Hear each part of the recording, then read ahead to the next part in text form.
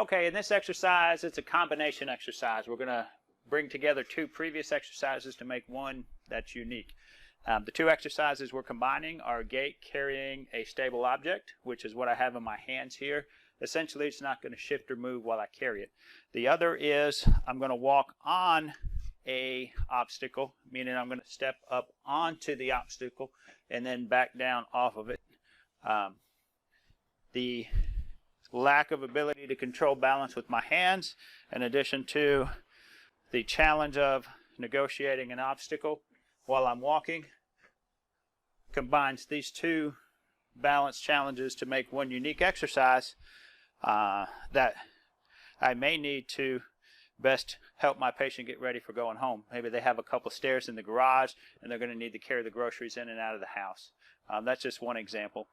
By talking with your patient, you'll come up with a lot of different scenarios they need to get ready for. So please feel free to combine exercises as you need to make unique ones for your patients to best help get them better.